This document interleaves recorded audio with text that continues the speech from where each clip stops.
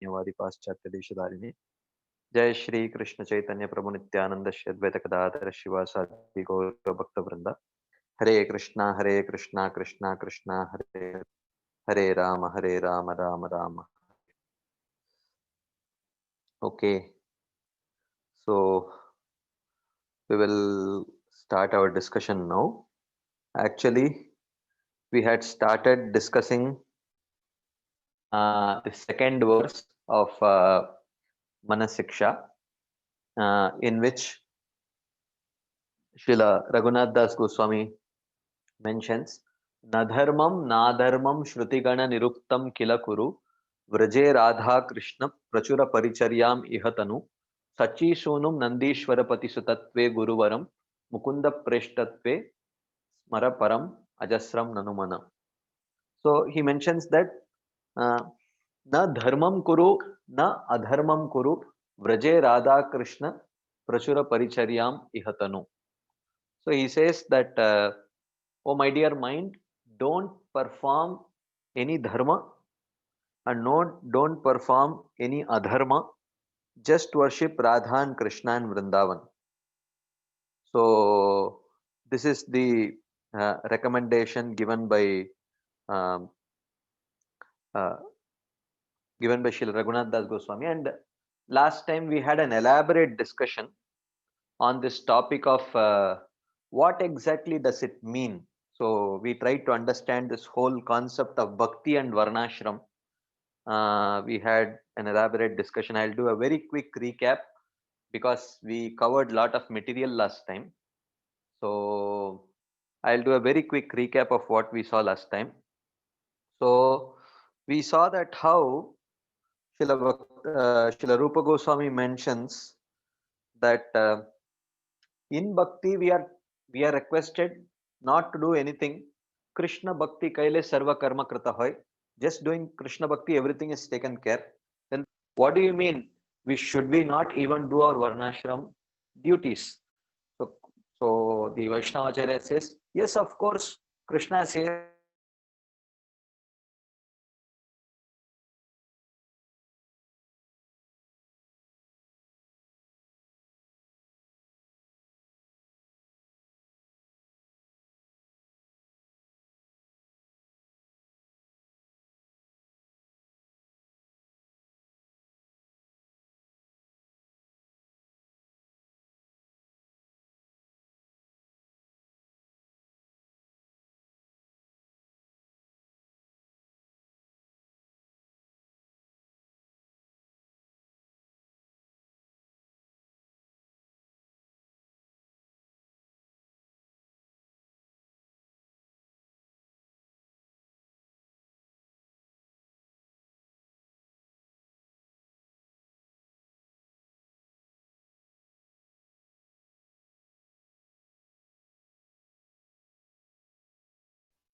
Hare Krishna. I'm sorry.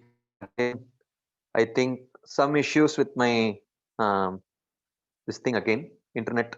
So it again got disconnected. Hope you are able to hear me right now.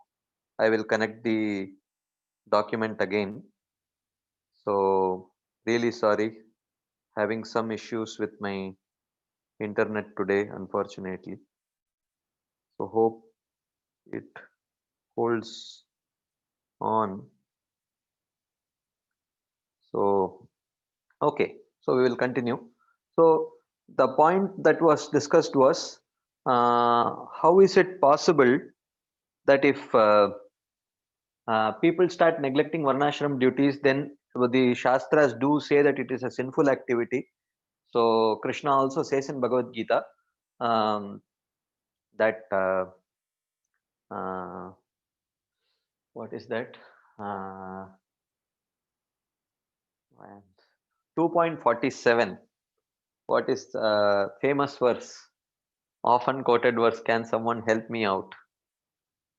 I am forgetting simple things today. What is that? Karmanyevadikaraste ma phaleshu kadachana ma karma phala heturbur mate sangostha karman. So Krishna says, my dear Arjuna, you should do your prescribed duties, don't expect results. And finally he says, mate sangostu akarmani. don't be attached to not performing your prescribed duties also. This is what Krishna says. So, because not performing one's prescribed duties causes sinful reactions. So, is it that people who are practicing bhakti, if in the name of bhakti, if they give up their varnashram duties, will they not get sinful reactions? So, in this context, we saw that Srila Rupa Goswami said, "Ananushthanato dosho bhaktyangānām prajayate na karmanām akaranāt esha bhakti adhikarinām निषिद्ध आचरतो दैवात् प्रायश्चित्तं तु न उचितम् इति वैष्णव शास्त्राणां रहस्यं तद्विदां मतम्." So, where it was mentioned that for a person qualified for bhakti, so person qualified for bhakti means we discussed adau shraddha. When one has that shraddha, then he is at fault for failing to perform the essential limbs of bhakti, but he is not at fault for neglecting to perform the duties of his varnanda ashrama. And if somehow or other he performs a forbidden activity due to the influence of past vasanas, then he need not undergo any act of prayaschitta. Hmm? So this we discussed last time. And just bhakti acts as the atonement to take care of it. So to summarize, we saw that he's a person qualified for bhakti. He is at fault for failing to perform the essential angas of bhakti, but he is not at fault for failing to perform the duties of varna and ashrama. And if he commits a forbidden activity, he need not perform the karma kandiya prayaschitta. And for such a person, bhakti alone acts as his atonement. So now, then we discuss what does it mean to not perform varnashram duties. Does it mean that devotees are irresponsible or they are ungrateful? And the next question that arises is, Krishna clearly told Arjuna, Sarvadharman parityajya mamekam sharanam vraja. Give up all your dharma and just surrender unto me. But Arjuna did fight the battle of Kurukshetra, performing his Kshatriya dharma, and he did take care of his family, performing his ashrama dharma. So, did he really follow his this instruction of Krishna to of Sarvadharman Parityaja Mamekam Sharanam Vraja? Okay. So, in this context, we saw the second verse, Nadharmam Nadharmam Shrutigana Niruktam Kilakuru Vraje Radha Krishna Prachura Paricharyam Ihatanu. So, this verse actually bridges this apparent this doubt that did Arjuna actually follow? So, in this context, we saw that there are three classes of people: Karmi, Karma Yogi, and Bhakti Yogi. So, Karmi acts on the platform of Raga Sankalpo Dvesha Varjanam. Whatever he likes, he accepts. Whatever he does not like, he rejects. Whereas a Karma Yogi, he acts on the platform of Dharmasya Sankalpo Adharmasya Varjanam. Whatever is dharmic according to the Dharma Shastras, he accepts, and whatever is adharmic, he rejects. Whereas a Bhakti Yogi accepts things which are anukul for Bhakti and rejects things which are pratikul for Bhakti. So in this context, we saw this Venn diagram of Varnashrama and Bhakti, and we also saw, the Venn diagram of materialism, Varnashrama, and Bhakti. How the same activity could be performed either on the platform of Varnashram, or on the platform of absolute materialism, or on the platform of Bhakti. So the activity in itself does not define whether that activity is an act of devotional service, or a dharmic act, or a material act of sense gratification. So it's all there in the paradigm on which the person is functioning. If he performs, if he is acting on the paradigm of Raga Sankalpo Dvesha Varjanam, it is a material act. If he performs the same activity with the mode of Dharmasya Sankalpo Adharmasya Varjanam, it is an act of Varnashram. And if he is performing that act on the platform of Bhakti Anukulyasya Sankalpo Bhakti Pratikulyasya Varjanam, then it is an act of Bhakti. So, and then we saw that actually, if you see from the activities point of view, there are lot of activities which there is a significant overlap between Varnashram activities and Bhakti activities. We saw many examples last time. Like for example, um, a son taking care of his parents need not necessarily be the putra dharma only according to the varnashram. It actually also falls within the category of bhakti, because to take care of your parents, you are essentially taking care of their devotional service also. So therefore, it is very anukul for your bhakti and their bhakti. So that same act of taking care of parents can be performed on on the platform of bhakti also. It need not be termed as varnashram. And similarly, the when the child is small, the parents taking care of their children also need not be termed essentially as varnashram, because that activity also by a devotee can be performed on the platform of anukulyasya sankalpo pratikulyasya varjanam. You know, you take care of the child nicely, he gets very good experience growing up in bhakti. So there is a good chance that he will take up to the practice of bhakti very early in his life.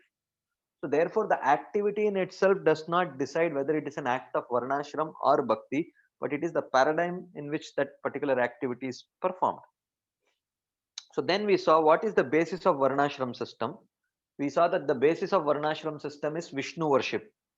स्वनुष्ठितस्य धर्मस्य संसिद्धिर हरितोषणम नोत्पादयेद यदिरतिम श्रम एव हि केवलम. So these verses indicate that the essence of the essential point of varnashram is Vishnu worship, and in this context we saw this whole varnashram disc, and the center of the disc is Shuddha Bhakti.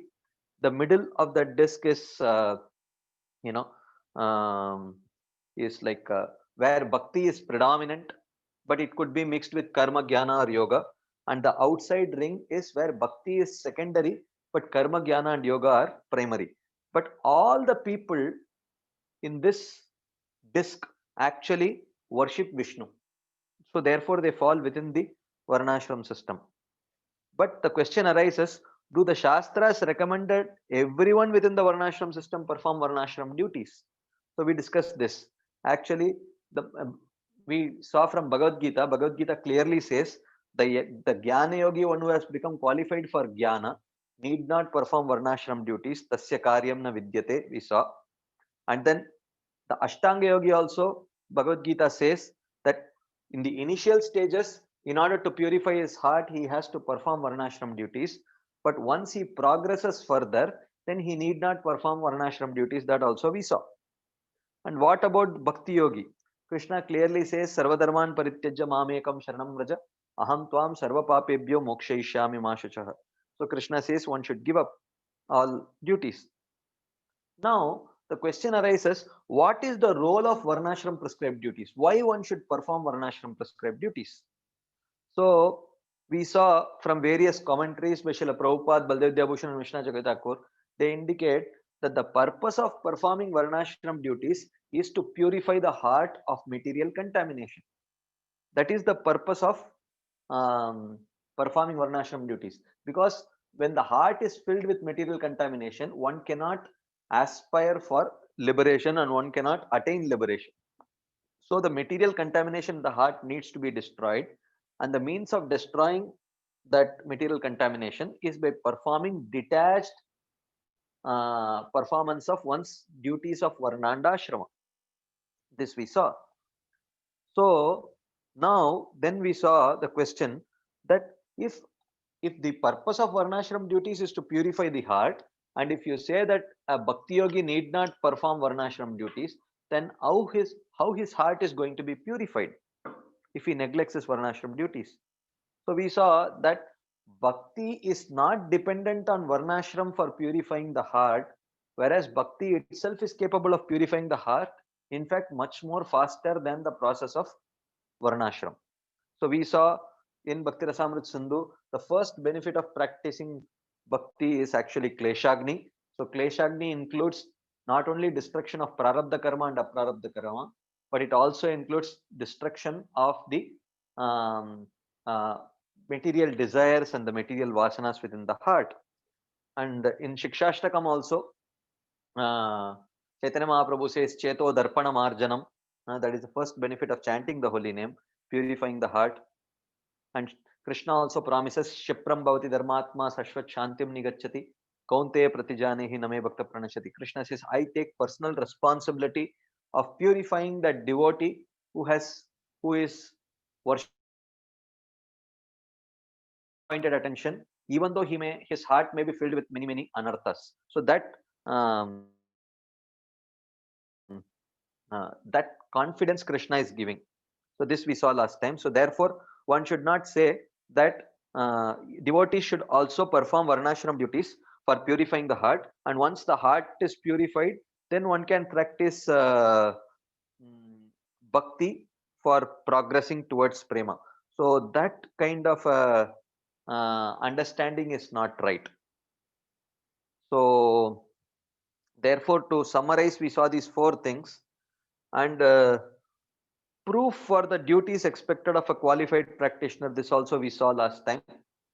So where many proofs we saw that where Krishna clearly says, "Sve sve adhikare yanishta saguna parikirtitah viparyayastu doshasyad ubhayor esha nishchaya." He says that one should be steady in one's practice. If one is qualified for karma, he should definitely perform his varnashram duties. If one is qualified for jnana, he should perform the duties that are expected of a jnana yogi.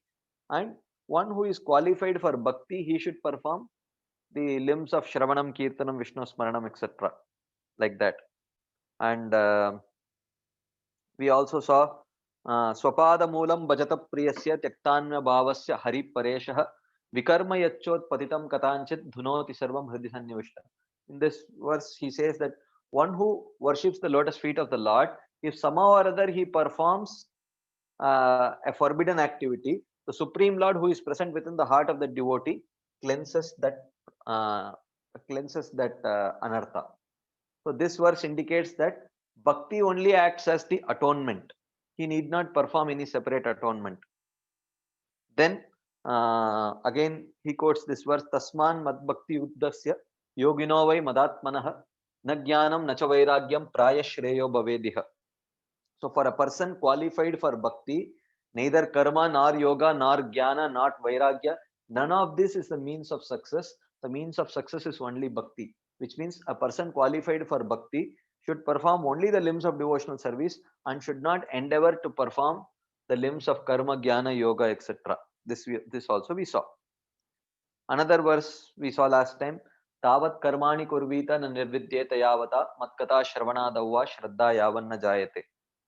So here very clearly Krishna himself in Uddhava Gita, the other Gita in Bhagavatam, which is spoken by Krishna, Krishna says that one should continue to perform one's varnashram duties only till one develops faith in bhakti. But the moment one develops faith in pure devotional service, then one need not perform one's varnashram duties.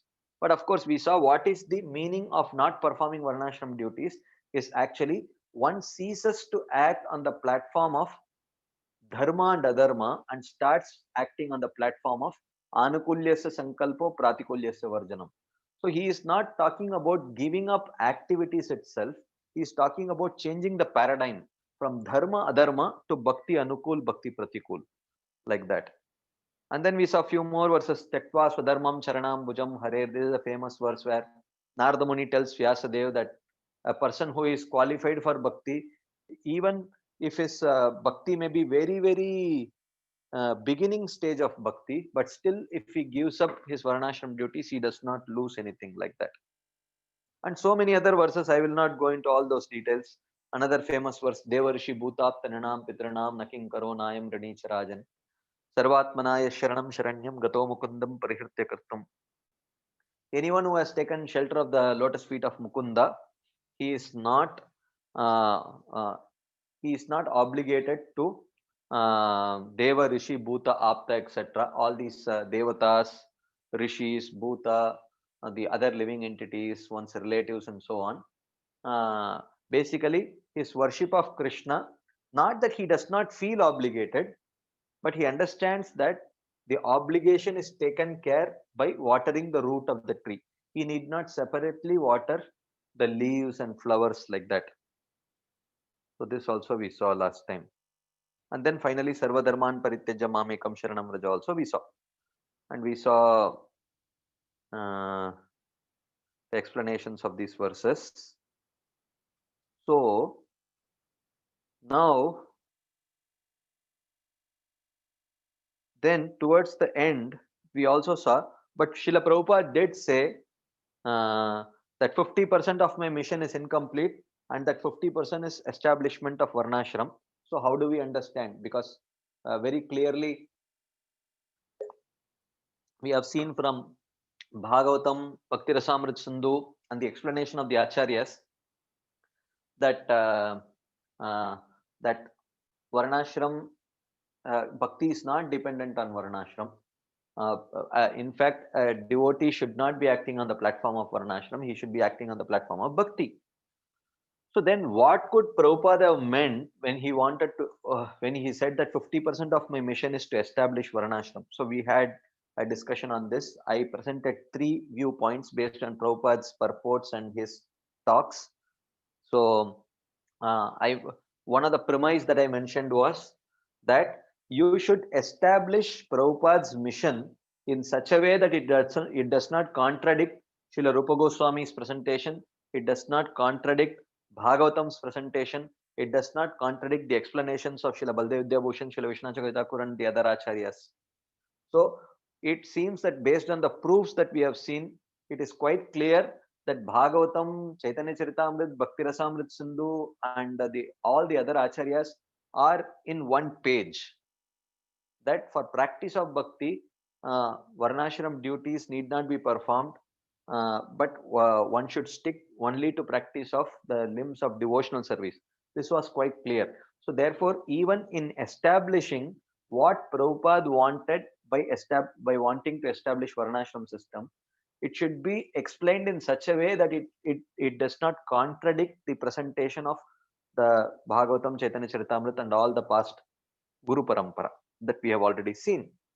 So one option that we saw is establishing Varnashram institution as a stepping stone for the outsiders to take up to Shuddha Bhakti. So this we saw based on the morning walk conversation between Tamal Krishna Goswami Maharaj and Srila Prabhupada.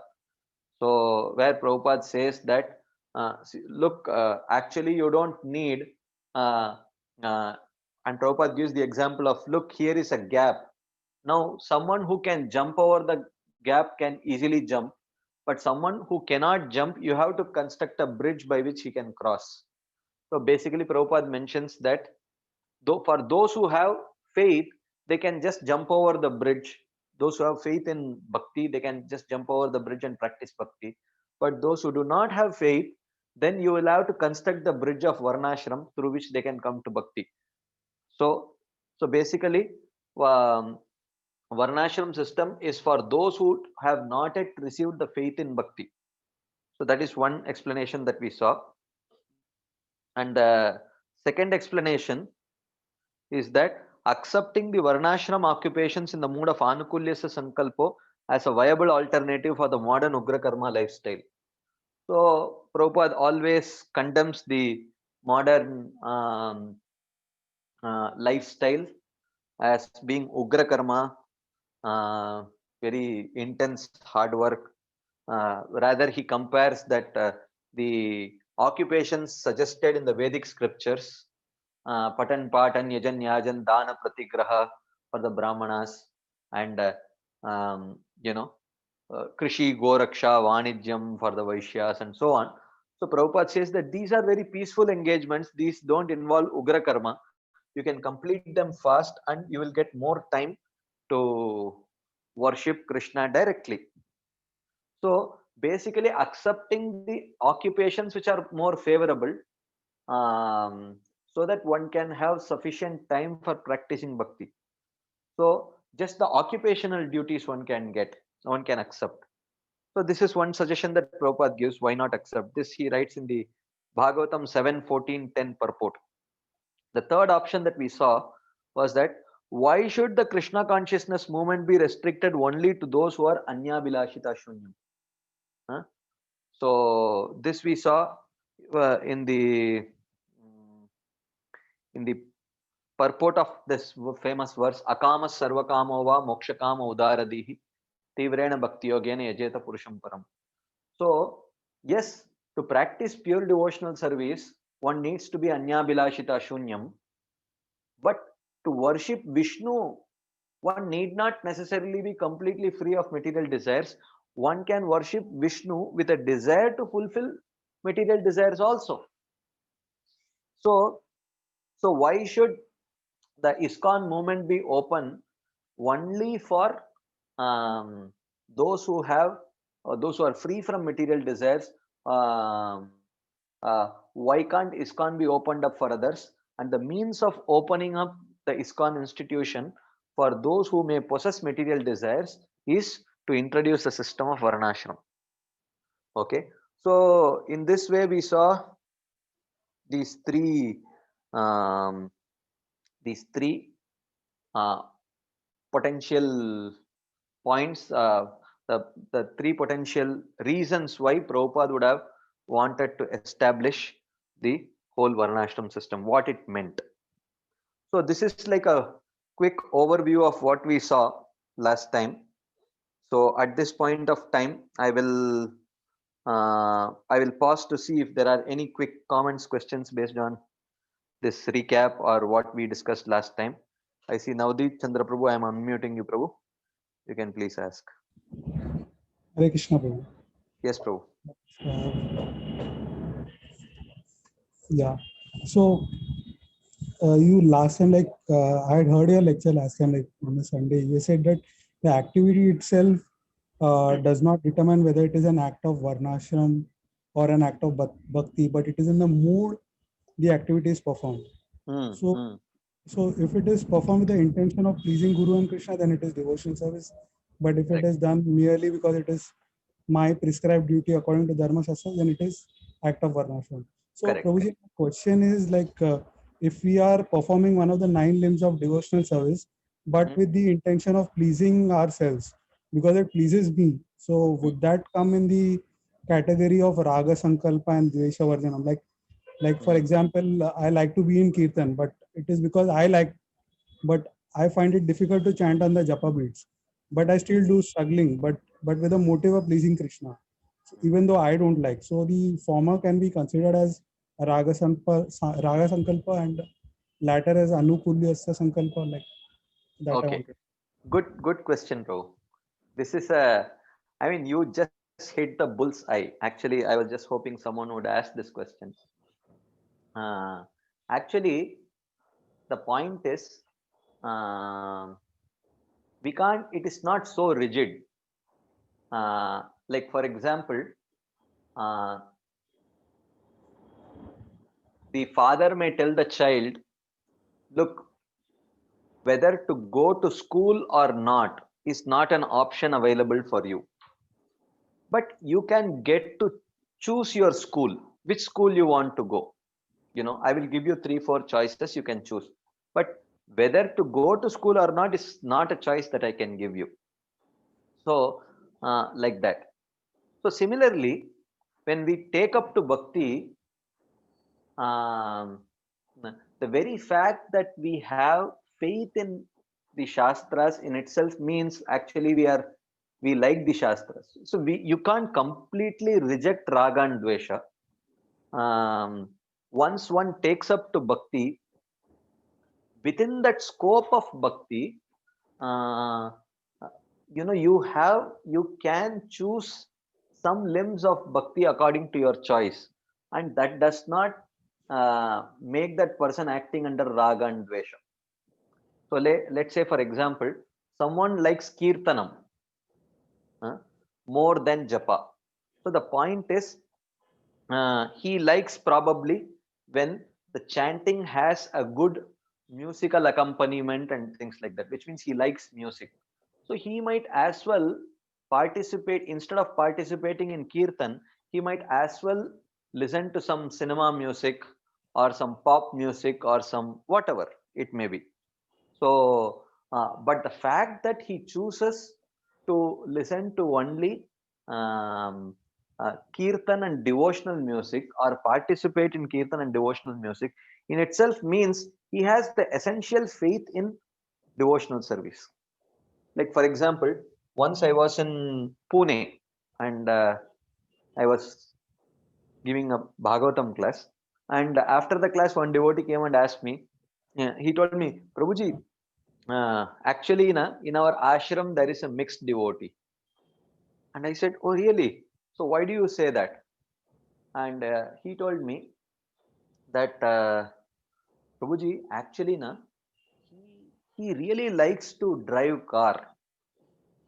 So, uh, so ideally, devotional service means you should have attachment only to Shravanam Kirtanam. Na? One of the 64 limbs is not driving a car. So he has attachment to driving the car. So um, he must be actually a mixed devotee.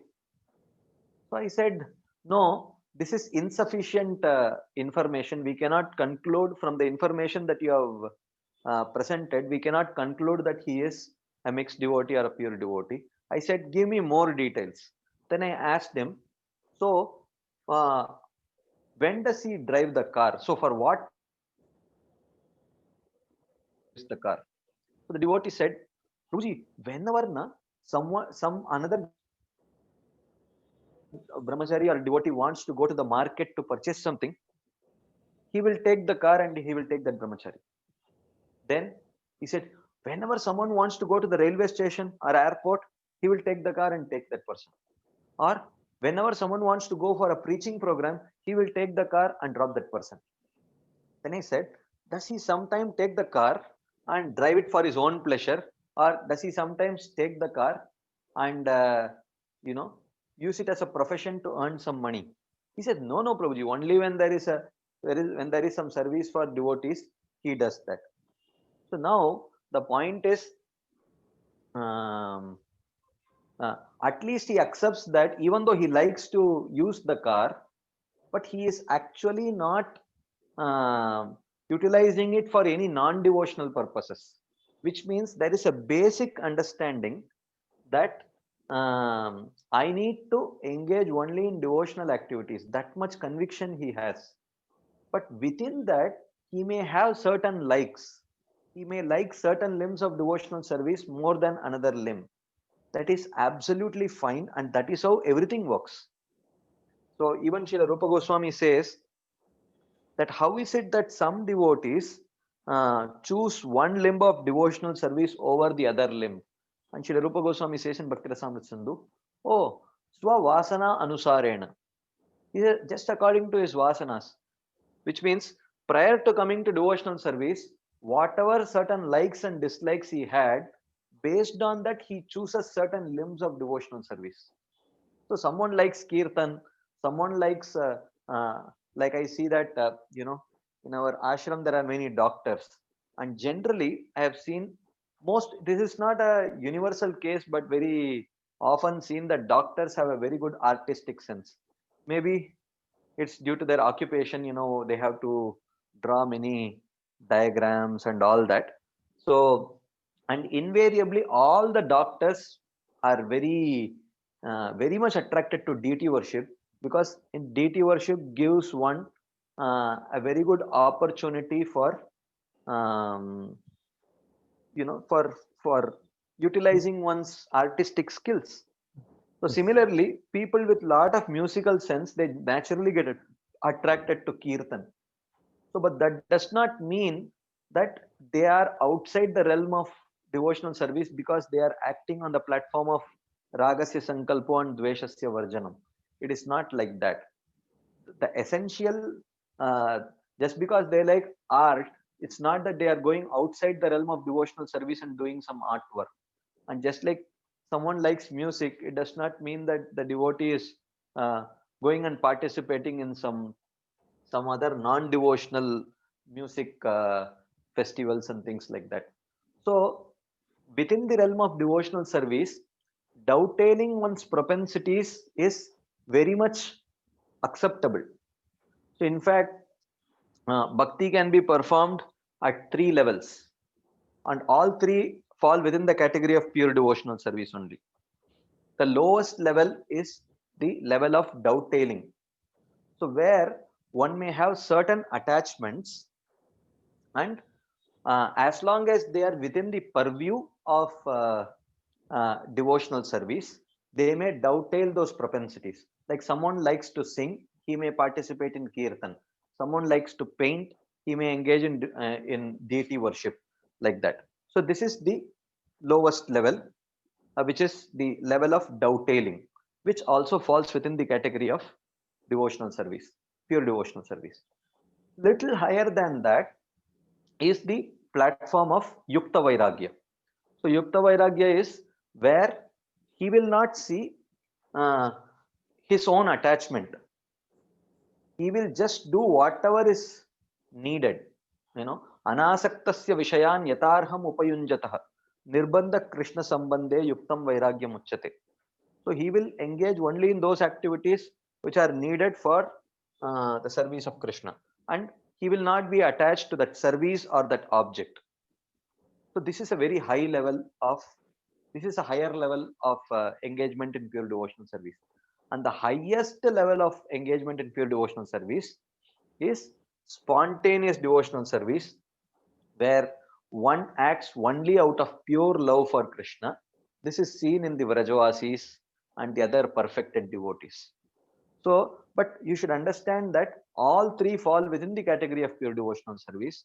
So, therefore, if someone is dovetailing their propensities, one cannot say that that person is acting under the paradigm of ragasya sankalpo dveshasya varjanam, because essentially he is not engaging in any non-devotional activity. He is just trying to utilize his propensities in a devotional way.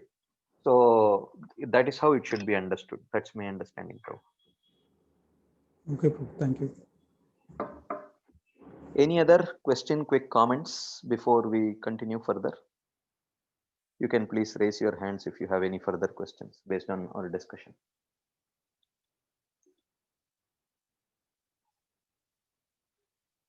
Okay. So, Sri Ram Prabhu, I am unmuting you, Prabhu. Hare Krishna, Prabhu. Yes, Prabhu. Prabhu, Prabhu, Prabhu, we do read in the Bhagavad Gita in the chapter, Shur Munir Yogam Karma Karana Muchyate, Yogaharudasya Tasyeva Shamah Karana Muchyate. Correct. Srila Prabhupada says that for an Arurukshu, Yoga Arurukshu, who's a white, karma or work is said to be the means, but somebody who's already reached the Yoga Aruda stage, for him cessation of material activity is the means. And we often see that many of us, I think most of us in the call are grihasthas, somehow or the other, either due to our passion or whatever be the case, we are engaged in certain occupations. And it turns out that in many cases, by the very nature of this world, somehow or the other, it turns out to be an ugra karma action. Okay. Or not for all, at least for some maybe. So, when a person would like to, is no longer interested, there is a natural course of time when the frustration occurs. So it would probably crosses the mind of many devotees that, yes, we need to stop this. But in stopping this, we need to have the right engagement. And of course, say the other financial needs and other things for the family, etc. Assuming that the financial needs and others are somehow managed. This verse that we hear from the Bhagavad Gita, this 6th chapter, 3rd verse, we have to have some level while we practice bhakti until we come to the stage of in one sense called cessation of material activities, which means more fully engaged in spiritual activities. Until we come to that stage, we should have some semblance of this yoga ruda stage. That is, we should have become more purified. Is that a recommendation or any other thoughts that you have? Actually, this yoga ruda, yoga rurukshu, it's applicable for the path of jnana and the path of Ashtanga yoga. So, so in the path of because one can give up, one can actually take up to the yoga ruda stage, because in the next verse, I think yada hi nendriyarteshu na karma swanusajjate sarva sankalpa sannyasi yoga rudastadochyate. he defines what is Yoga Ruda. He says that Yadahi na indriyarteshu na karmasu anusajjate. When the mind is absolutely not attached to enjoying sense gratification, and Sarva Sankalpa Sannyasi, who has given up all the endeavors for material gratification, he is at the stage of Yoga Ruda.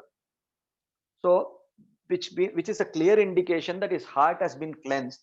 And as we already saw, the purpose of prescribed duties is to cleanse the heart. And because there is a clear indication that his heart has become cleansed, so therefore, an Ashtanga Yogi and a Jnana Yogi at the stage of Yoga Ruda, they are allowed to give up their Varnashram prescribed duties. But as we saw before, for a devotee, the means of purification is not one's Varnashram prescribed duties. The means of purification is actually the path of devotional service only. So for him, that kind of a need is not there. So I mean, I'm not very sure if I could exactly understand your question. If you can little bit more clarify your question, Prabhu, it would be nice. Shyamkund Prabhu, can you unmute yourself and speak?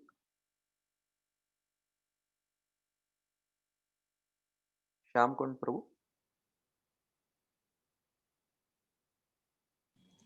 Yes, Prabhu, thank you. So my question was more specific to moving from Grihastha to a Vanaprastha stage. Oh, Grihastha to a Vanaprastha stage. Yes, Prabhu. Okay. I mean, I am okay. Let me first describe the Vedic ashrama system. Then we will try to see how in the devotional system it could be slightly different. See, Prabhupada calls the Varna as the social order and ashrama as the spiritual order. So why? Because in Varna, based on one's constitution of the three modes, if one is predominantly in sattva, then one engages in particular kind. There are prescribed duties with respect to one's social functioning. He does patan, yajan, yajan, dana, pratigraha. And if one has a predominance of rajas and sattva, then he engages in administration works like the kshatriya and so on. But ashrama, if you see, ashrama, Prabhupada calls it the spiritual order. So in brahmacharya ashram, basically he learns the theory of the nature of body and soul and the need for detachment and all that. But at some point, when he grows up and reaches a particular age, naturally the material desires manifest, and the right way of engaging them is to get married. So he gets married, and some of them may have genuine material desires which they may want to be fulfilled. So therefore, a grihastha may start with performing sakama karma yoga, where he engages in his prescribed duties for fulfilling his material desires. But because he has applied himself to fulfill his material desires by subordinating himself to the injunctions of the scriptures, naturally some kind of purification happens, and he becomes qualified to aspire for a higher goal of liberation. So then he starts performing Nishkama Karma Yoga, where he performs his Varnashram duties with a desire for liberation and purification of heart. And then when the heart becomes sufficiently purified, then he takes up to Vanaprastha ashram, and it is a result of not someone reaching the age of 50 years, even though the Shastra says Panchashordvam Vanam Brajet, that after when one reaches 50, one should go to the forest and take up to Vanaprastha. But that is not like a numerical age that is the criteria. But one should have sufficiently purified the heart by performing detached work. Okay. So now, then if you see the descriptions of the Vanaprastha ashram in the 7th canto of Srimad Bhagavatam, the Vanaprastha ashram is like the most austere ashram. It's very lot of austerities are prescribed, because when you perform austerities with lot of material desires, the body and the mind, they rebel very strongly. So if they rebel very strongly, it is an indication that the material desires have not yet been purified from the heart. The heart has not been purified from material desires. So they engage in severe austerities, the husband and wife. And when the husband is very clear that yes, my body and mind are very favorably responding to these austerities, which is an indication that my heart has been thoroughly cleansed by the practice of Nishkama Karma Yoga. So now I am ready for sannyas. So sannyas means Jnana Yoga. So, or Karma sannyas. So at that point of time, the wife goes back to her house and the husband takes sannyas. Sannyas, because he has clearly understood that his heart has been cleansed by performance of Nishkama Karma Yoga. So at the stage of sannyas, he completely focuses on meditating on his spiritual goals and attain liberation. So in this way, if you see the Vedic ashrama system, every stage, it is called a social order because every ashrama indicates a particular stage of one's spiritual progress. But in the case of devotees, sannyas ashram, or in one sense like Vanaprastha ashram, they are not exactly, they cannot be defined in the way in which a Vedic sannyas or Vanaprastha ashram can be defined. For example, if you see in our Gaudiya Vaishnava Sampradaya, the whole sannyas ashram was introduced by Bhakti Siddhanta Saraswati Thakur mainly for the purpose of preaching. So it's not that his sannyasis were had performed Nishkama Karma Yoga and had purified their heart, and completely when the heart became purified, then they took up to sannyas. It's not like that. Actually, he took Bhakti Siddhanta Thakur gave sannyas mostly for the purpose of preaching. It was a preaching ploy. And also the second reason why he gave sannyas was to actually the whole Sahajiya sect had started, so he did not want people to prematurely become Babajis like that. For that purpose, mostly the whole Varnashram system was reintroduced by Bhakti Siddhanta Saraswati Thakur, and it was not the proper Vedic Varnashram system, but it was an adapted system according to our devotional understanding. So even in that case, for Vanaprastha life, it is not in one sense completely mandatory in my understanding. Others can share their thoughts on this. It is not absolutely mandatory for devotees, even though that principle is very good, that one can take up that time to do exclusive devotional service,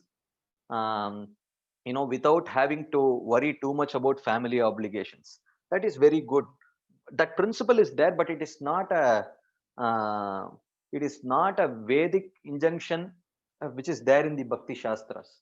Rather, Brahmaji tells in the 10th canto, 14th chapter, Tavad ragadayas tenas tavad kara graham graham tavan mohongri nigado yavat Krishna natejana.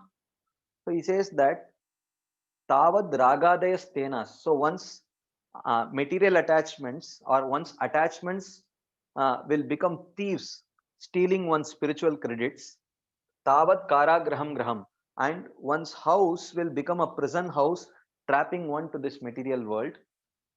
tavan mohongri negado, and one's attachment to one's family members will act as the foot shackles binding one to this material world. Yavat Krishna natejana, only as long as one is not a devotee and his family members are not devotees. But if one is a devotee and one's family members are devotees, and if everyone is inclined to inspire each other to progress in devotional life, then the whole concept of um, uh, the need for sannyas and the need for um, vanaprastha is not, it's not like something very mandatory. But depending on one's particular family situations, in some cases if they are not so conducive for one's devotional progress, one can uh, choose to take such steps, but it is not something very mandatory. There are many devotees who perfected their lives while staying in the grihastha ashram only till the end of their lives. So I don't think it's absolutely mandatory, suggested in the bhakti shastras in that way. This is my understanding. So Shamkund Prabhu, I just want to know if it is all right or if you have something more to share. Can you unmute and speak, Prabhu? Yes, Prabhu. Just one thought here. I mean, just some other. I mean, I know. I think it's taking a lot of your time here, but if you think it appropriate, I'm particularly having in mind when I'm speaking about vanaprastha, the case where a person goes from actively earning something in this world to take care of family to not contributing to the economic welfare as such. Mhm. So in that case, it's not in the vanaprastha in the sense of going to the forest, etc. Correct. Yeah. More specifically, getting more time to engage oneself in devotional service Mhm. within this world itself. Correct. So you mentioned the point that when one is sufficiently qualified, Mhm. what are some markers for saying sufficiently qualified? If Uh, can you recollect, Prabhu? Because in what context I said, what was the full sentence? Sufficiently qualified. If you can recollect, I'm not able to recollect. That's why I'm asking you. Uh, in what context I used this word sufficiently qualified? Can you recollect? You don't have to unmute yourself, Prabhu, because I'll have to unmute you every time. Shamkund Prabhu, I am unmuting you now. Yes, Prabhu. So the context that you said was there is the Vedic paradigm. In the Vedic paradigm, when one is sufficiently qualified, then one gets into the Vanaprastha stage. Because after becoming a Nishkama Karma Yogi, then he comes into it. That was in the Vedic paradigm. Correct. The question I'm having here is, in our Bhagavata paradigm here, is Mhm. similar notion, or I mean, the reason I'm asking this is I have heard from some senior devotees, Mhm. not from in the classes, but in a one-on-one conversations, saying Mhm. that uh, the work that we do, no matter however it is stressful or uh, maybe in some cases even ugra karma, actually is helping a person when he practices the angas of bhakti, the hearing, the chanting, the serving devotees.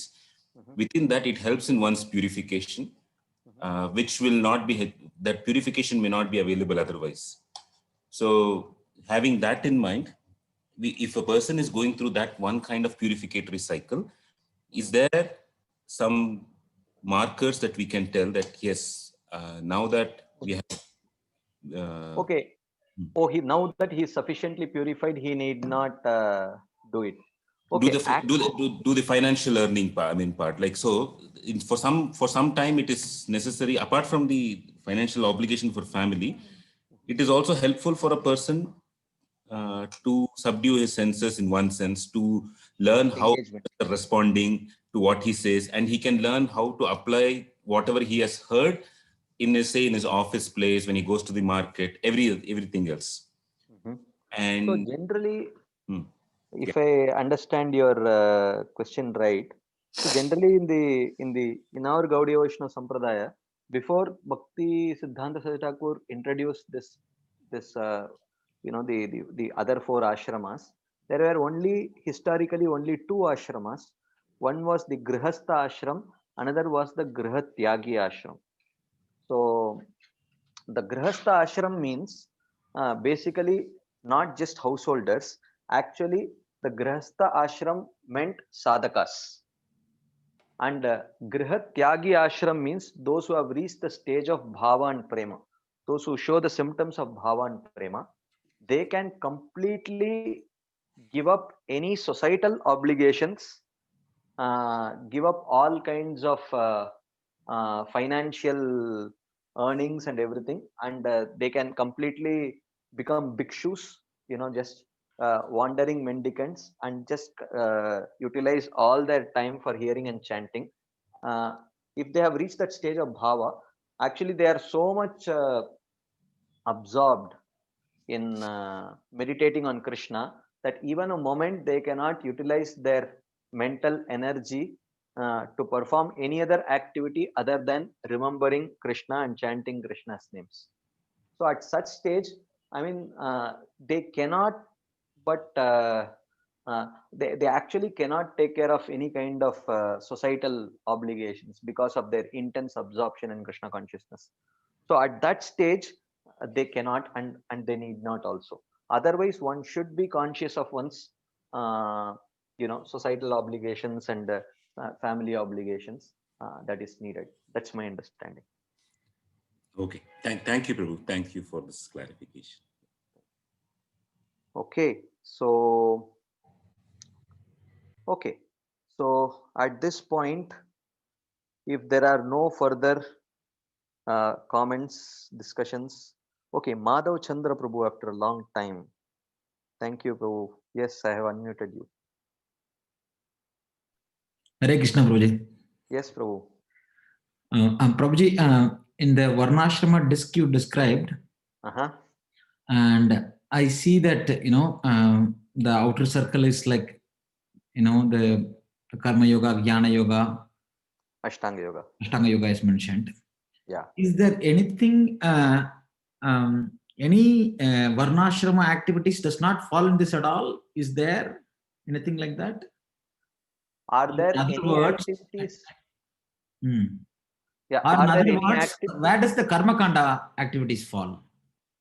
Karma Kanda activities mean people who are following this directions of the scriptures. Where does this get situated? That still comes. They are following the injunctions of the scriptures, but are they worshipping Lord Vishnu, or are they worshipping the demigods? It could be either, right? If they are worshipping Lord Vishnu, then very much they would fall within the category of Karma Yoga. So within that, they may fall within the category of Sakama Karma Yoga. Yes. But if they do not worship Vishnu, but they are worshipping demigods,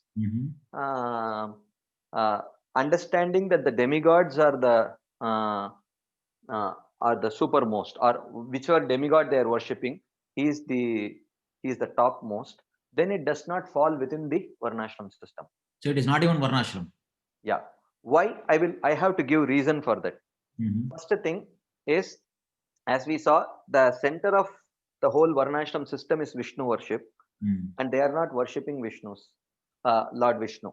And Krishna says in Arjuna, in the beginning of 17th chapter of Bhagavad Gita, he asked this question that Yash Shastra Vidim Utsrijya Yajante Shraddhayanvita Tesham Nishta tu ka Krishna Satvamaho Rajastama.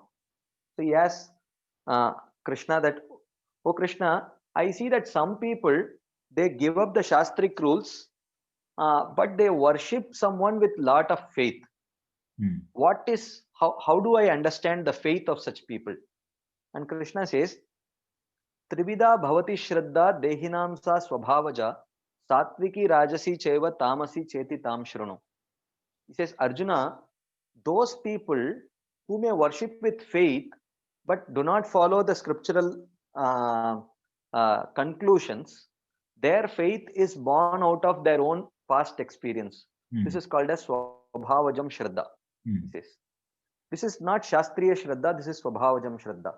And then in the next verse he says, Yajante satvika devan yaksharaksham si rajasan Pretan bhutaganan chanye yajante tamasa jana.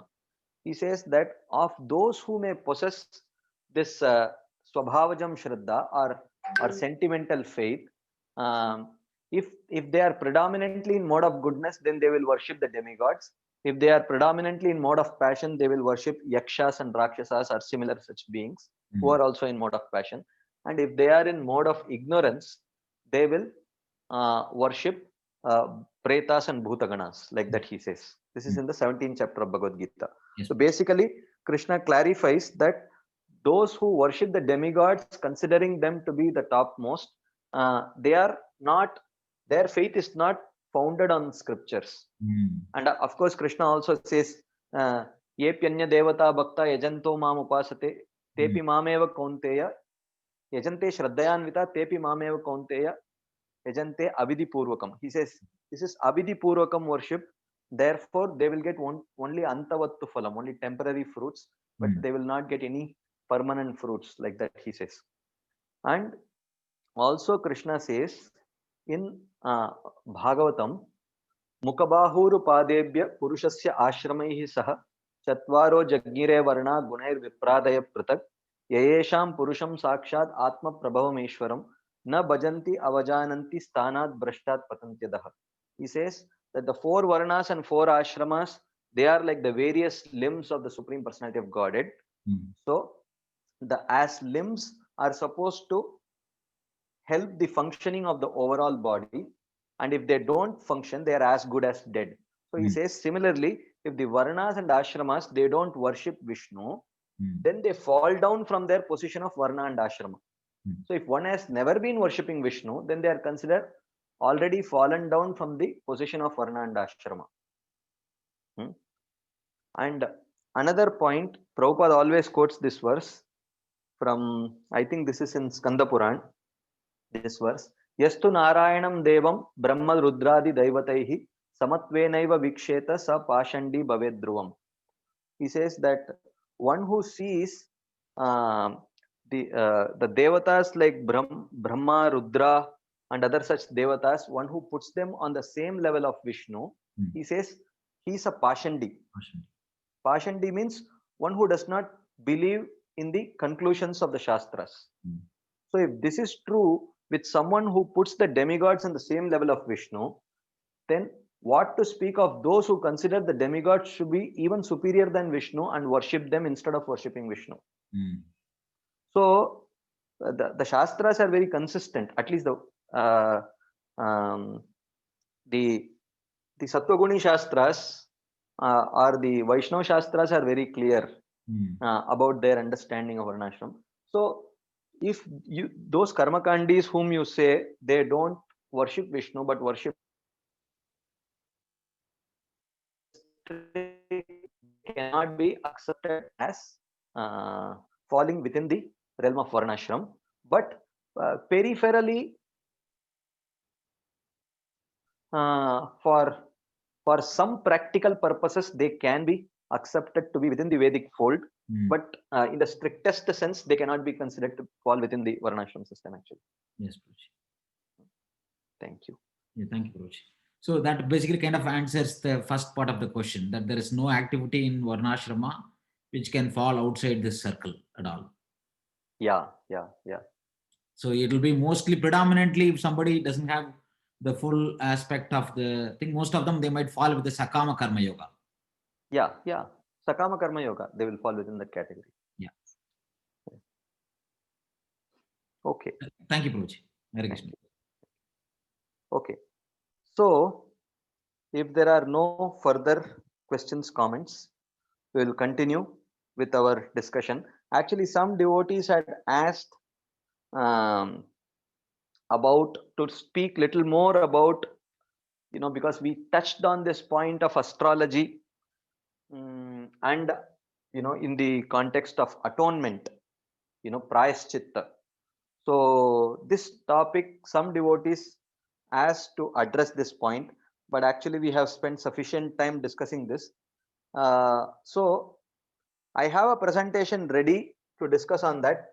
Maybe some other time when that particular topic comes up, we will take it up. Otherwise, we will never get to start the second verse only. So at that point, I promise that sometime before we complete the second verse, maybe in one of the coming weeks, we will discuss that point about devotional service and astrology. How do we understand this? So this we will definitely discuss, but maybe in one of the future discussions, I will postpone it. But for now, we will now start again discussing our this thing. So the actual second verse, I will start. Just please hold on for a few seconds while I search for it. While I search for.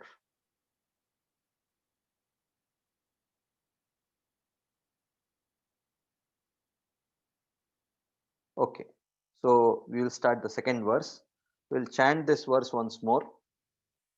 Na dharmam na dharmam shruti gana niruktam kila kuru व्रजे Radha Krishna प्रचुर परिचर्यामि हतनु शची सोनुम नंदीश्वर पति सुतत्वे गुरुवरम मुकुंद प्रेष्टत्वे स्मर परमजस्रम ननु मना. So Srila Raghunath Das Goswami says, na dharmam kuru na adharmam kuru shruti gana niruktam. Do not, O mind, do not perform any pious acts prescribed in the Vedas and supporting literature, or do not perform any sinful acts forbidden in them. So if I don't do any of these things, then what should I do? Vraje Radha Krishna Prachura Paricharyam Ihatanu. Staying in Vrindavan, please perform profuse service to Sri Sri Radha Krishna. And then he says, O mind, Ajasram Smara Shachisunum Nandishwara Pati Sutatve. So what is the role of, if all the time I have to stay in Vrindavan and worship Radha and Krishna, then what is the role of worshipping Chaitanya Mahaprabhu? He says, oh, Chaitanya Mahaprabhu has to be worshipped because Sri Krishna Chaitanya Radha Krishna Nahi Anya. Because he is non-different from Radha and Krishna. That is why he's here. It is mentioned that Shachi Sunum Nandishwara Pati Sutatve Smaramana. Oh, my dear mind, consider or understand that the son of Mother Shachi, Chaitanya Mahaprabhu, is non-different from the son of Nanda Maharaj, who is Krishna. Then, what is the role of worshipping Guru? He says, Guruvaram Mukunda Preshtatve Smaramana. Param Mukunda Preshtatve Smaramana.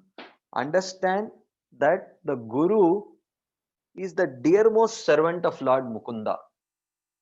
So therefore, we understand that if my goal in life is to ultimately worship Radha and Krishna in Vrindavan and establish a relationship with them, then I see the Guru as the only means of helping me achieve that connection.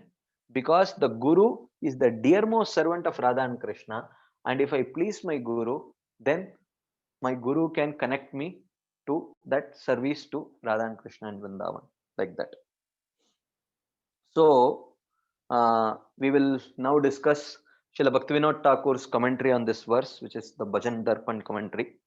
Srila Bhaktivinoda Thakur says, this verse deals with three doubts. The first doubt concerns how an individual jiva who gives up false pride and takes shelter of Krishna Bhakti will earn a living. Okay, how the individual jiva and if he takes up Krishna Bhakti, then how is he going to earn his living? It might appear that no one who gives up dharma and adharma as prescribed in this verse could maintain a livelihood. Because if you have to maintain your livelihood, you have to either dharmically do it or you have to adharmically do it. So if we are recommended to give up both dharma and adharma, then how are we to maintain our livelihood? Okay, so this is one doubt. And the second doubt is that if you accept the worship of Shri Shri Radha Krishna as the ultimate and only object, then where does worship of Shri Krishna Chaitanya Mahaprabhu fall? Because if one pointed worship has to be for Radha and Krishna, then by worshipping Chaitanya Mahaprabhu, isn't my one-pointed worship compromised? That question comes. And the third doubt is again, if my one-pointed worship can also be compromised by worshipping Shri Guru. So therefore, how do I understand this? So this verse provides the answer for all these three questions. So the first question is, how does one maintain one's livelihood? How does a devotee maintain his livelihood? So Srila Bhaktivinoda Thakur says, the Shruti's essence is the esoteric conclusion that one should serve the divine couple Sri Sri Radha and Krishna uninterruptedly. Externally, whatever a human being does falls in one of these two categories of dharma and adharma. This is external consideration. For one who does not have bhakti, for him, either it is dharma or adharma. If we reject both, life cannot be sustained even for a moment. Therefore, Srila Raghunath Das Goswami did not actually prohibit all activities in relation to engaging the senses in the world. You see, very important point. So, na dharmam kuru, na adharmam kuru has nothing to do with giving up activities or engagement of senses with respect to this material world. That's what Bhaktivinoda Thakur is also indicating here. It is just a change of paradigm. Nor did he prohibit all prescribed duties in relation to awakening a soul to the ultimate goal of life. So even bhakti is dharma. That is why Krishna says, Raja Vidya Raja Guhyam Pavitram Midam Uttamam Pratyaksha Vagamam Dharmyam Susukam Kartum Avyayam. So bhakti is also dharma. In fact, it is not just dharma, it is paro dharma. Savai pumsam paro dharmo yato bhakti radokshaje. So therefore, Srila Raghunath Das Goswami is not prohibiting someone to give up one's prescribed duties in relation to awakening a soul to the ultimate goal of life.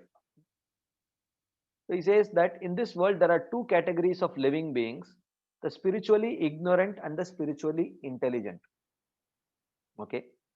For the spiritually ignorant living beings, the Vedas as Shruti and Smriti list many rules and prohibitions to promote piety and discourage sin.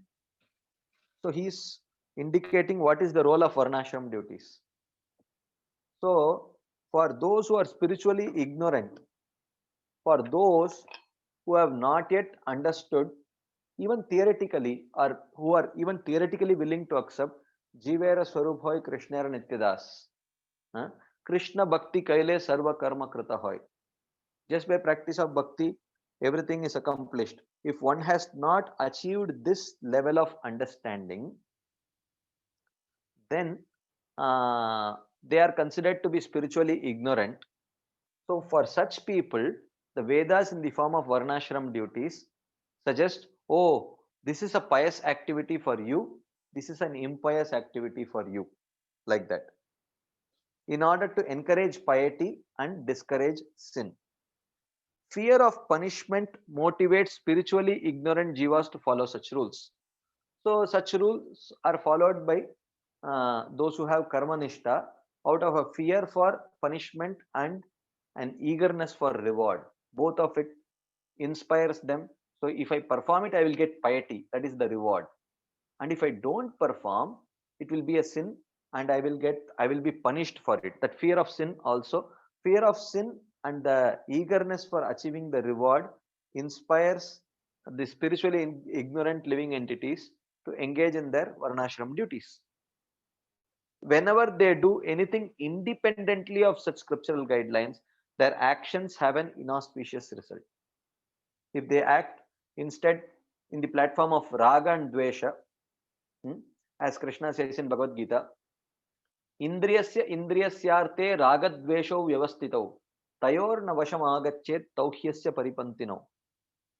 So Krishna says that in every sense object, the raga and in the senses and the sense objects, this raga and dvesha is situated. But one should consciously try not to act on the platform of raga and dvesha, while consciously one should try to act according to the injunctions of the scriptures which talk in terms of dharma and adharma, like that. Those who have attained self-realization are spiritually intelligent, conscious of their spiritual identity as servant of God. Okay. So this is not complete realization, because that kind of realization happens only at the stage of bhava. So here he says one who has understood, one who has that faith that, my constitutional position is servant of Krishna. I may not have realized it, but at least I am willing to theoretically accept it.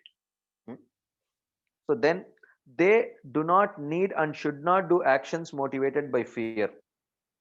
Srila Raghunath Das Goswami has instructed such persons who have realized their spiritual identity to pursue the worship of the divine couple without much regard to dharma or adharma. But definitely they should perform activities while giving regard to anukulyasya sankalpo and pratikulyasya varjanam. That consideration should be there. Even while performing whatever required duties are needed in their life, spiritual practitioners or sadhakas should infuse those activities with service to the divine couple Shri Shri Radha Krishna. So whatever activities they may have to do to take care of their own life, to take care of their family, to do some activities, for the society's benefit, whatever it may be, they should infuse those activities with service to the divine couple Shri Shri Radha Krishna.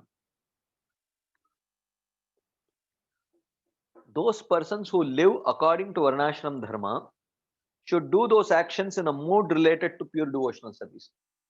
As we discussed before, that it is the activities in themselves do not essentially decide whether they are Varnashram activity or activities of devotional service. So when they seemingly perform some activities, like for example, if parents are taking care of their child, it is because they are in grihastha ashram, they take care, but that should also be in the mood related to pure devotional service, which means that should also be performed in the mood of anukulyasya sankalpa pratikulyasya varjanam. For example, those who are married should establish the deity form of the Lord at home. This is Bhaktivinoda Thakur mentioning. Then all activities such as earning money, farming, supporting one's family, protecting wealth and assets, building houses, and so forth should be done in the mood of identifying oneself as a servant of the deity who is the enjoyer of all those activities. So this is like, from an external point of view, if you see, he is performing Varnashram duties, but actually he is performing devotional service because he has established the deity, and the deity he has established as the owner and controller of that particular house, and he is earning and taking care of his family so that the whole family and himself, they can serve the deity and please the deities who is the enjoyer of all those activities. One should never think I am the enjoyer and master. I can exploit the fruits of my work for my own enjoyment. One should not think like that. According to Hari Bhakti Vilas, even rituals such as Shraddha offerings to ancestors should be performed in the mood of service to the deity. Which means, elsewhere Bhaktivinoda Thakur explains that one should offer bhoga to the Supreme Lord and offer the remnants of those remnants of the Supreme Lord, the Vishnu Prasad should be offered to the ancestors. That is the Vaishnava Shraddha according to Gaudiya Vaishnava Sampradaya. That's what he says. Attachment and dependency upon the pure intrinsic nature of devotional service for the pleasure to the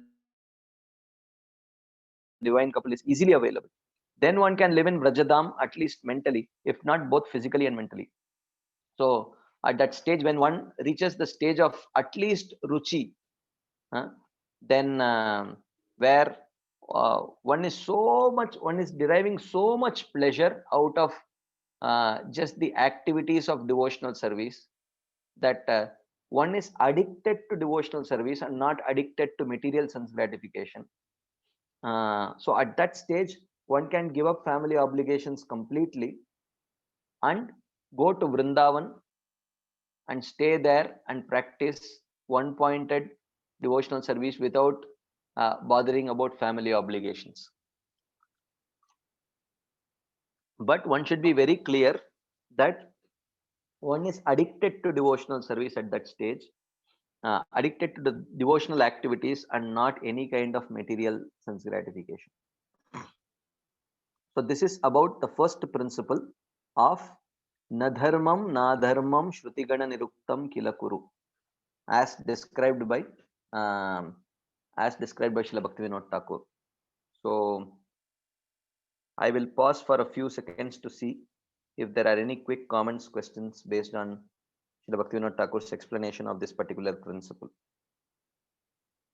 So if you have any quick comments, you can please raise your hands in this particular, with respect to this particular point. Is it clear? Okay, I don't see any hands up, so we will move on to the next point. So the next point is Shachi Sonum Nandishwara Pati Sutatve. Meditate on Lord Chaitanya, the son of Shachi, as non-different from Lord Krishna, the son of Nanda. So Srila Bhaktivinoda Thakur writes here, the very beginning of worshipping the divine couple starts with worship of one's gurus and pleasing the gurus.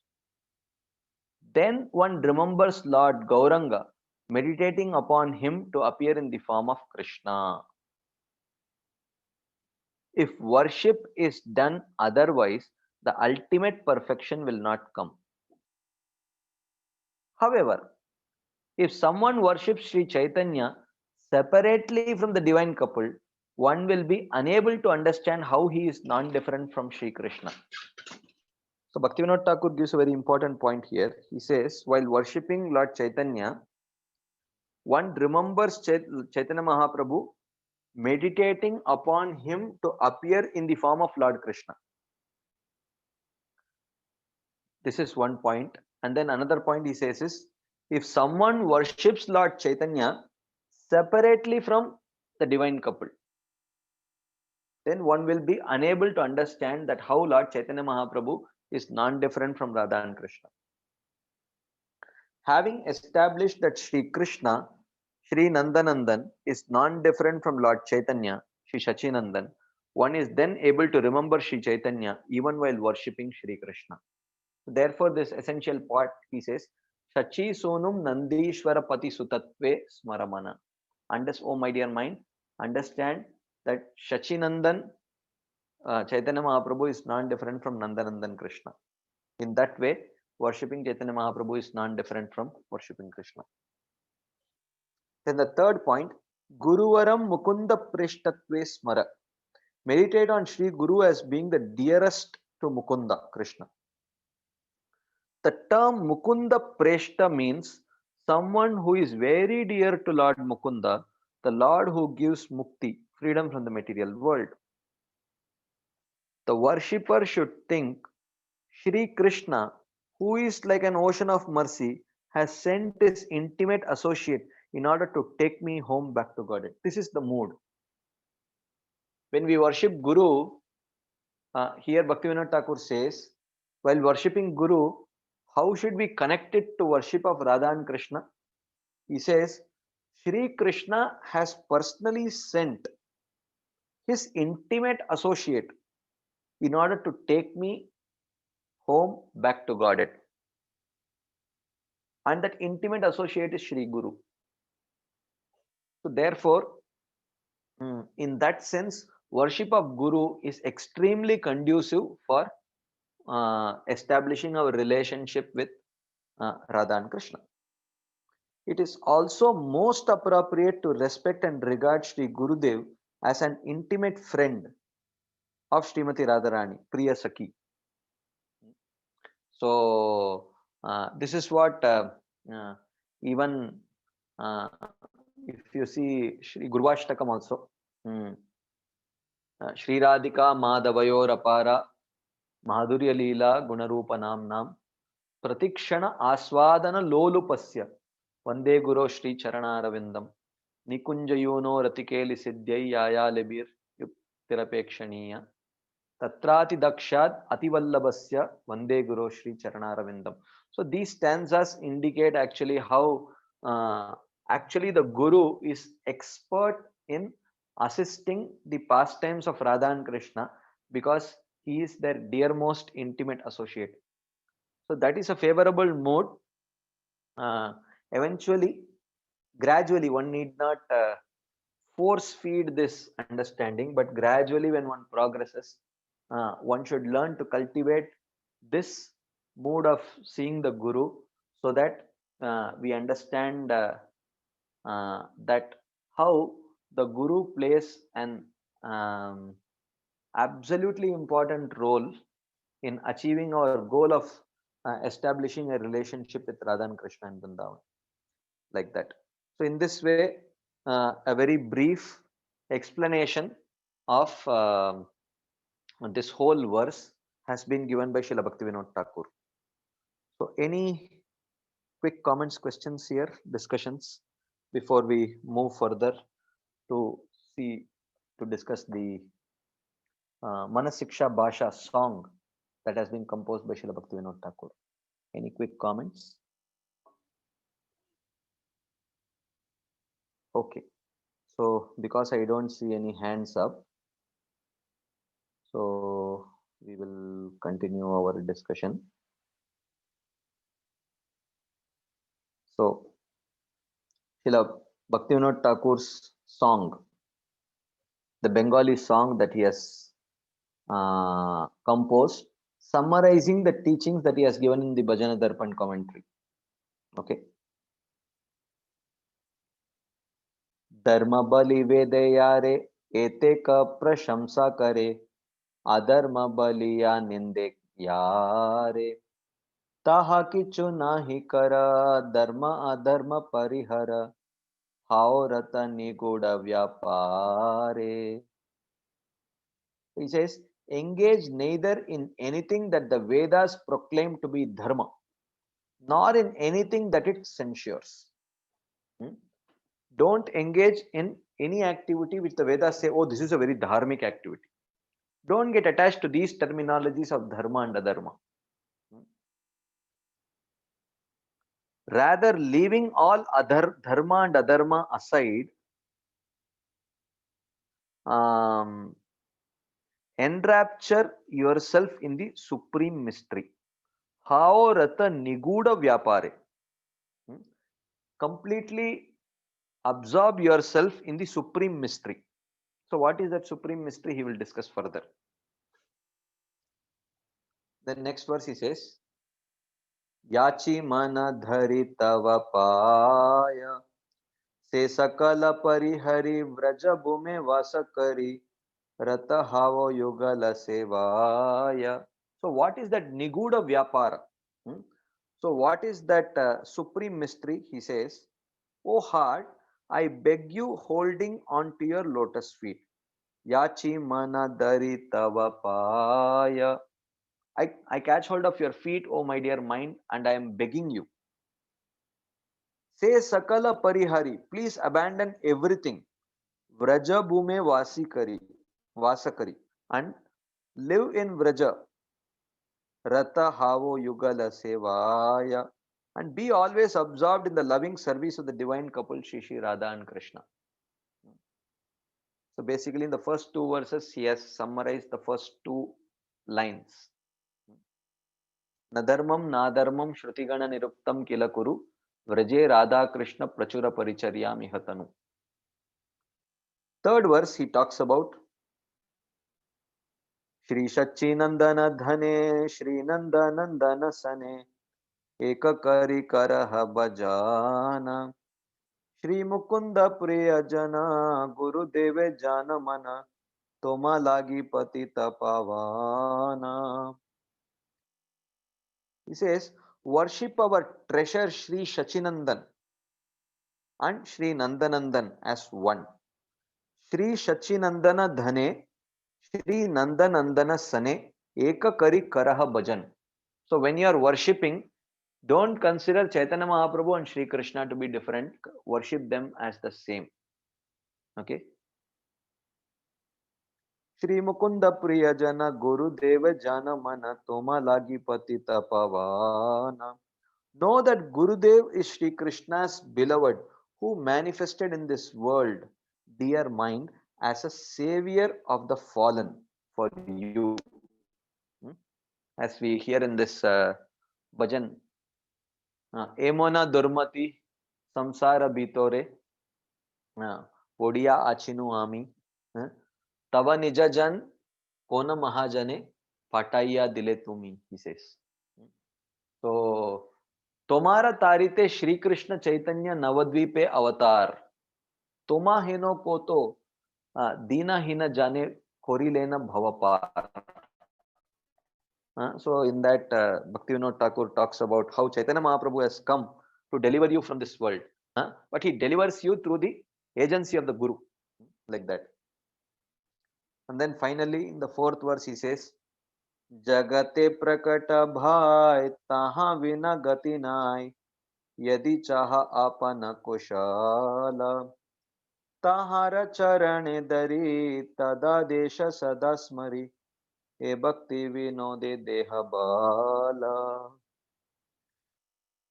You cannot progress without Guru. Taha vina gati nai. If you want your welfare, yadi chaha apana kushala, hold tight onto the Guru's lotus feet, always keeping the Guru's instructions in mind. Bhakti Vinod begs, please grant me strength that I may do this myself. He Bhakti Vinode Deha Bala Tahara Charane Dhari Tada Desha Sada Smari He Bhakti Vinode Deha Bala. So he says that keeping the Guru's instructions in mind, always keeping the Guru's instructions in mind, hold tight onto the Guru's lotus feet if you want your own welfare. And Bhakti Vinod begs, please grant me strength that I may do this myself. Like that, in this way, beautifully, he summarizes the essence of this whole verse in this nice short bhajan, 4 stanza bhajan. Srila Bhaktivinoda Thakur has summarized the essence of this verse's teachings. Okay. I will again pause for a few seconds to see if there are any quick comments or questions. Okay. Since I don't see any hands up, we will continue. So we will start discussing the first of the commentaries, which is by Srila Shivaram Swami Maharaj. Interestingly, he has written a very short commentary for this particular verse. Okay. Srila Shivaram Swami Maharaj writes, the first verse dealt with the question of what one should do when faith in Krishna Katha rises within the heart of the Jiva. So he mentioned Gurau Goshte Goshtalayishu Sujane Bhusuragane Swamantre Shrinamni Vrajanavayuva Dvandva Sharane Sadadambam Hitva Kururatim Apurvam Atitaram Aye Swantar Bratas Chatubi Rabiyache Dritapada. So when that faith develops, one should give up pride and develop unprecedented excessive attachment to these 8 things connected to Krishna. Okay. There are certain implied questions in that first verse, namely that if one is always worshipping Radha Krishna, chanting Hare Krishna, how is one meant to maintain oneself or live within this world? Same question that Bhaktivinoda Thakur also brought up. So the answer to this is covered in the second verse, as well as how to see the position of Sri Chaitanya Mahaprabhu, the position of the spiritual master, and how this process of worship should be done. So this is what the second verse answers. That's all. Very short commentary by Srila Shivaram Swami Maharaj to this particular verse. Of course, this has been more elaborately covered by Srila Bhaktivinoda Thakur. So I'm sure there must not be any comments or questions based on Srila Shivaram Swami Maharaj's commentary. So we will move on to the third commentary, actually the fourth commentary. We saw the Bhajan Darpan commentary of Bhaktivinoda Thakur, Srila Manasiksha Bhasha, also by Bhaktivinoda Thakur. Third, we have already seen Srila Shivaram Swami Maharaj's commentary. Now we will read Srila Shachinandan Swami Maharaj's commentary on this verse. Okay. So Srila Shachinandan Maharaj writes, this Paddhati is a guidebook for those who have developed faith in Krishna as their complete shelter, including their maintainer. So this book Manasiksha is for those who have accepted only Krishna as their maintainer. This book is not meant for those who are still dependent on the processes of karma, jnana, yoga, etc. So it answers the question, if I have now developed my faith in Krishna, then what is my duty? So once Chaitanya Mahaprabhu went to Srivas Pandit and asked, Pandit, you are only reciting the Gita or holding Kirtan festivals at your house, and this does not bring money. How do you maintain your family with its numerous members? How are you going to maintain your family?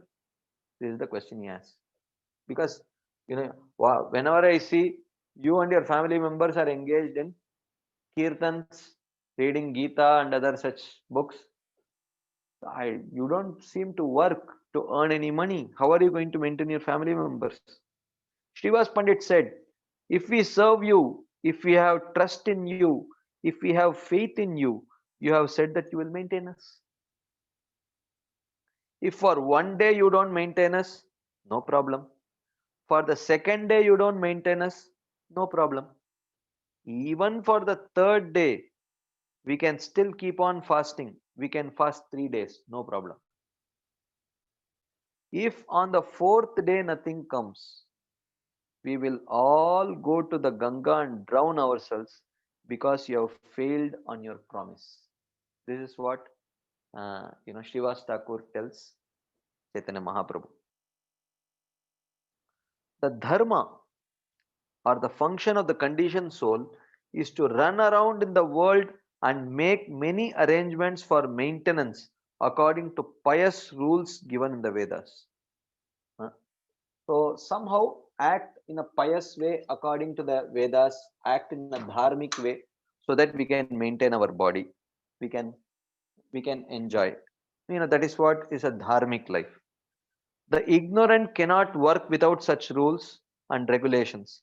Otherwise, their activities become inauspicious and immoral. So the ignorant people cannot act without such rules. Otherwise, they will act in an adharmic way. If they act whimsically, not following the shastric injunctions, they will act very sinfully and suffer. But those who possess knowledge of the soul and their sambandha or relationship to Krishna do not require such scriptural rules and regulations. Of course, they do require scriptural rules and regulations, but they do not require scriptural rules and regulations as given in the Dharma Shastras. So they should actually follow scriptural rules and regulations as given in Bhakti Shastras. That is the important understanding. It's not that those who are qualified for Bhakti, they actually do not follow the rules and regulations at all. They do follow, they have to follow. Because Srila Rupa Goswami writes, Shruti Smriti Puranadi Pancharatra Vidim Vina Aikantiki Harer Bhaktir Utpata Eva Kalpate. So he says that if without Shruti Smriti, without following the Shruti Smriti and Purana, if one practices bhakti, even though it may seem to be very steady practice of bhakti, it will lead only to trouble. That's what Srila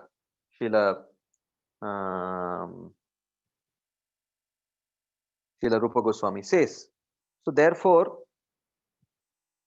therefore the understanding is that they may not necessarily follow the rules and regulations as given in the Dharma Shastras according to one's Varna and Ashrama, but definitely they have to follow the rules and regulations according to the Bhakti Shastras. That they have to do. Okay. So, but those who possess knowledge of the soul and their sambandha, their relationship to Krishna, do not require such scriptural rules and regulations. Such scriptural rules and regulations means those which talk on the platform of piety and impiety. Okay, but they do have to follow scriptures which talk in terms of bhakti anukul and bhakti pratikul. That they have to do. So they are called wise. They are ready to embrace the path of surrendering to Lord Krishna. So bhakti means the path of surrendering to Lord Krishna. However, grihasthas need to maintain their families and also try to support the brahmacharis or the renunciates. So grihasthas need to maintain their families. This is the old tradition. Such earning of livelihood should be done. While we make ourselves absolutely dependent on Krishna, then it works. So we should perform certain activities for keeping for earning our livelihood as long as we are grihasthas. That is absolutely necessary. But in doing that also we should depend on Krishna. And Maharaj gives a very interesting story. Maharaj says, a friend of mine married and took to the profession of astrology. But it didn't work. No money came. So he went one day to Balaji and said, Balaji, whenever someone comes to me for astrological consultations, I promise to give you 1/10 of the income. So he told Balaji. He made himself dependent on Balaji and customers came, but he forgot to give the 1/10 that he had promised. His business ran down. And one day his good wife said to him, the reason why you are so poor is you don't make yourself dependent on Balaji. You keep everything for yourself. You don't donate. Donate. So he gave the 10th and now he is one of the richest grihasthas in ISKCON. Of course, Maharaj says, with this somewhat clumsy example, I am saying our life situation may change, but we should not change the idea of making ourselves dependent on Krishna. So that is the essence. The point is, even while we may definitely have to earn our livelihood, but we should earn our livelihood in such a way that we are dependent on Krishna. This verse tells us that we should meditate on Sri Chaitanya Mahaprabhu. So that is the second point that he says.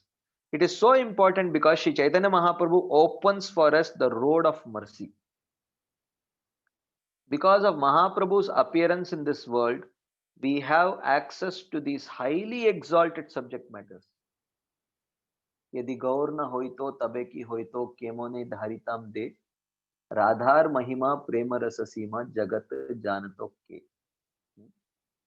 So it is mentioned that if Chaitanya Mahaprabhu had not come, then what would have happened? How would the world have known the glories of Srimati Radharani like that?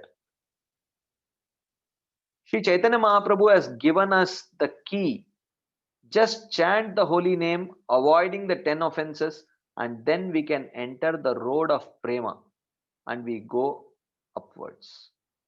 There is a song by Vasudev Ghosh where he asks, would anyone have ever heard of something known as Prema as the ultimate aim of mankind? If Chaitanya Mahaprabhu had not come and been compassionate, he's talking about the same verse, the same song. Yadi gaur na hoito tabe ki hoito kemone daritam de. Could anyone know of the divine power of the holy name if Gauranga Mahaprabhu didn't come? Had anyone ever entered the sweet, charming forest of Vrindavan without Gauranga Mahaprabhu? Did anyone know that Sri Radha is the embodiment of highest transcendental ecstasy? Then the second verse of Manasiksha says, you should see Chaitanya Mahaprabhu as non-different from Radha and Krishna.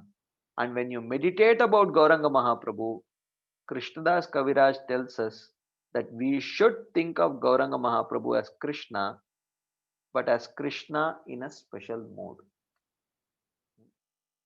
So, Krishna in the mood of Radharani, that's what he's going to indicate here. Okay.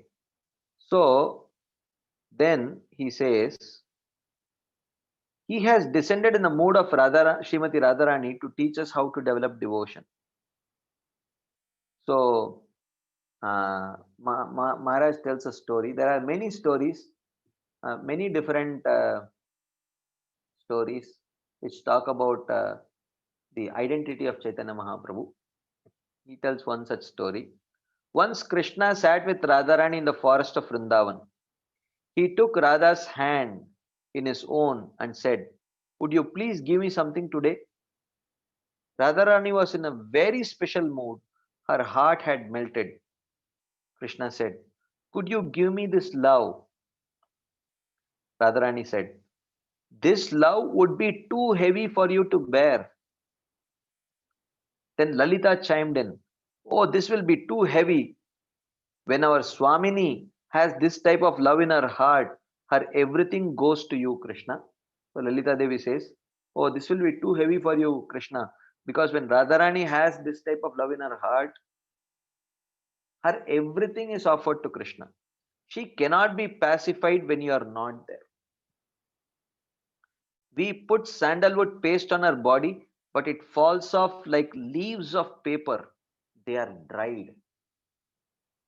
We put her on a bed of damp lotus petals, but the lotus petals burn up because of the heat of love for Krishna. This would be too heavy for you. This is what Lalita also tells. Then Krishna took the other hand of Radharani and he says, I want to experience this love. So Radharani said, all right, Shama, I will give you this love. But in addition to this, I will cover your beautiful blackish body with my golden complexion. Then when you stumble and fall and bruise your body, you will be protected by my effulgence, and in this way, you will not harm your soft body, which is so dear to me. He says, okay, if I give you this, you will always be stumbling and falling due to this love. So therefore, I will cover you with my golden effulgence so that your body can be protected.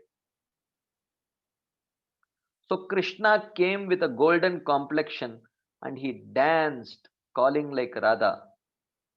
Oh Krishna, where are you? Where are you, O moon who has risen from the dynasty of Nanda Maharaj and Yashoda? Where are you? Like that. When Krishna had this love which would make him cry so much that the stones melted, he would crash down like a tree that was felled by a gale. Then the beautiful golden shining effulgence of Radha would protect him. This is how we meditate on Gauranga Mahaprabhu if we follow the footsteps of Raghunath Das Goswami and Bhakti Vinod Thakur. Shri Krishna Chaitanya Radha Krishna Nahetanya. Okay, so we still have 4 minutes left. So if there are any parting comments, questions, discussions, maybe for a few seconds I will wait to see if there are any hands up. If you have any quick final comments, questions, you can please raise your hands and we can take the last few minutes. If not, we will end our discussion today.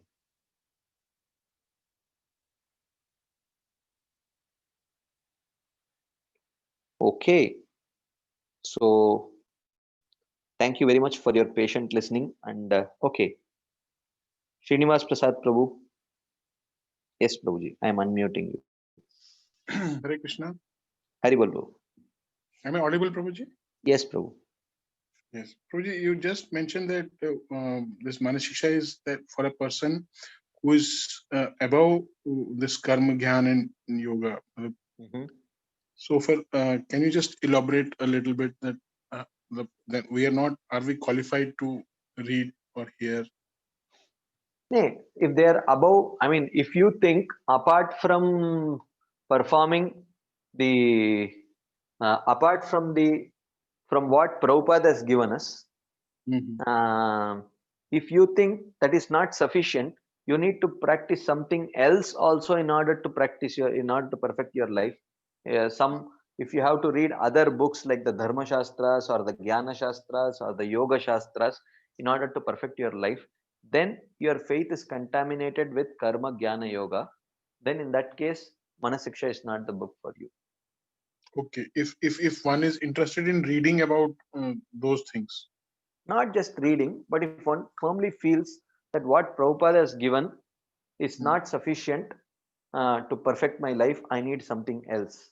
Which means, but if you have the faith that I may not be able to perfectly follow whatever Prabhupada has given, but at least I have faith that if I practice, I can perfect my life. If that much faith is there, then one has that qualification. Okay, perfect. Perfect, Prabhuji. Is that okay, Prabhu? Yes, that's perfect, Prabhuji. Thank you so much.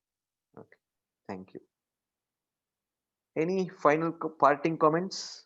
We still have 1 minute left. Okay, so thank you very much for your patient listening. So hoping to join you next week also. Sorry for the technical glitch. We had some issues with the internet. Hopefully it would be better next time. So thank you very much. Srila Prabhupada ki jai. Srila Raghunath Das Goswami Pad ki jai. Shri Manasiksha ki jai. Shri Bhaktivinoda Thakur ki jai. Hare Krishna. Thank you very much.